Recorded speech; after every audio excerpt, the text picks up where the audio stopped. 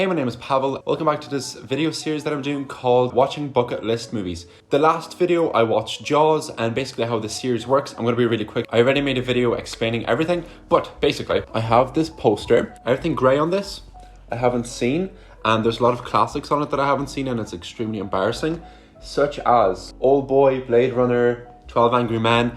Basically I haven't seen any of them. I need to culture myself a little bit better. I want to watch all the classics, and this is a perfect excuse. So the way it works is I'm going to put all the movies that are in grey into a generator online, and we're going to see what I'm going to watch today, and then basically I'm going to talk about the movie I just watched. In the description I'll link the first video of this mini series where I basically explain how all of this works, but it's quite simple. So in a second now I'm going to swap cameras, we'll go to the generator, pick a movie, I'll watch the movie, and then we'll kind of have a talk about it.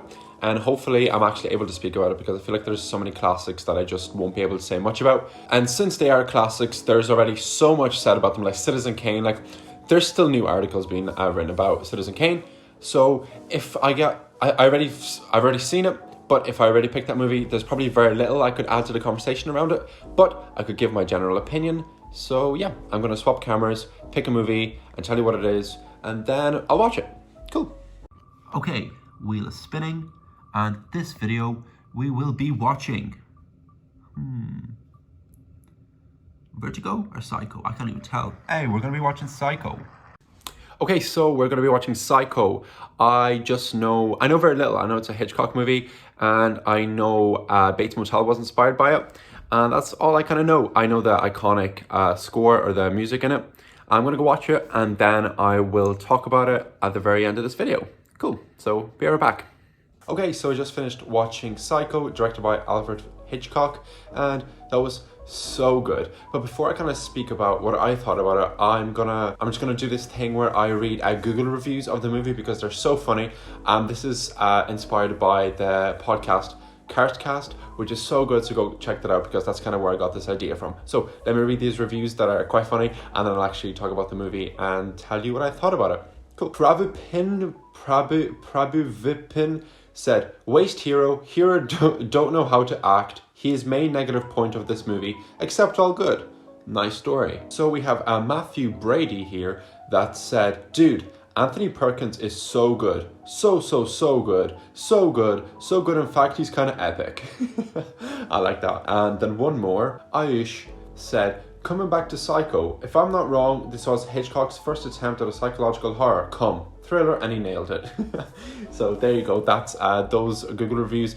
I love that, so go watch Cast because that's where I got this idea from. I obviously really love this movie. I'll start with the score again. That was so good, and there was moments in this movie that I genuinely jumped, especially towards the end where Marion's sister sees herself in a mirror, and the attention to detail made it extremely creepy, but I'll get back to that in 1 second. So throughout this movie, I think suspense is created throughout the little detail, like for example when she's buying her new car, you can see that there's so many close-ups of like the number plates on the cars. So for example, you can tell that she's like out of place per se because of, you know, she has the Arizona car plates and everywhere else is California. And then when you move on throughout the movie, you can see when Norman picks up the number 1 key. He was going to pick number 3, but he picked 1 because he wanted to look at her through the spy hole. And whenever he was looking at her through it, kept zooming into his eye. Like the extreme close-ups and the close-up throughout this movie made it extremely creepy. And I think the attention to detail is what makes this movie feel extremely polished.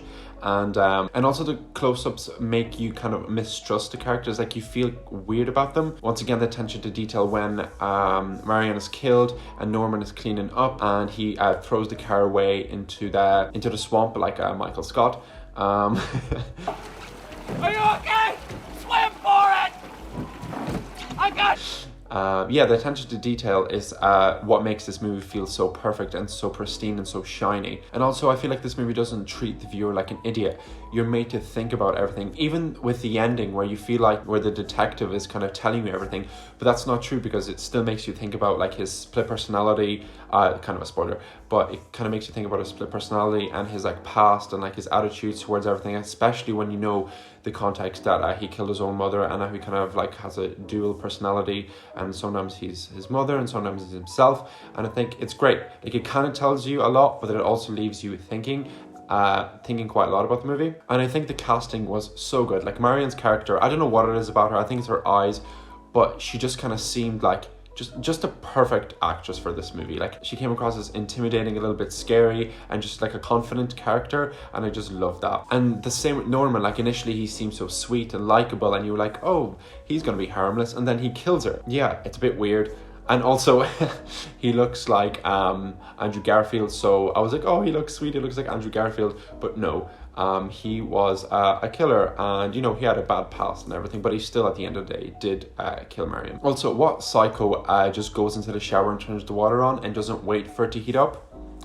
Just pointing that out, okay? I loved the unconventional structure of this movie. Like, for example, you expected Marion to stay until the very end maybe, but she just died 45 minutes in, and the entire plot of the movie kind of changes. It doesn't go from her running away with the money, it goes to her being dead and Norman trying to hide it, and everyone trying to find out what actually happened to her. It's great. Like the structure of this movie is amazing, and it's so unique, and it definitely explains why it's held up to be such a classic in like 2022, and it came out in the 60s. I also feel like this movie has great memorable dialogue. Like, for example, the quote, "We all go a little mad sometimes," feels like it's still being used like on Facebook and on Twitter and in other movies.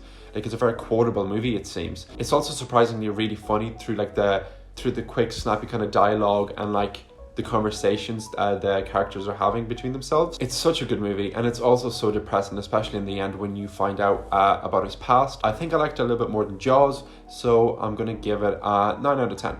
Yeah, I think that's fair. It's really good. So thank you for watching this video. I always ask at the end of every video, what should I watch next? So let me know in the comments. I know I have a load of movies to watch, especially on this poster, which I'm actually going to go scratch off now. I'll scratch off Psycho, but please still let me know what I should watch next. Thank you so much for watching this video, and I'll see you in the next one. Bye-bye.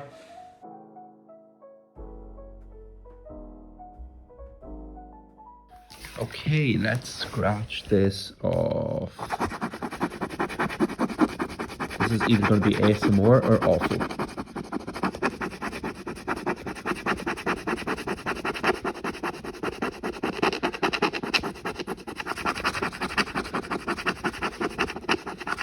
Ta-da!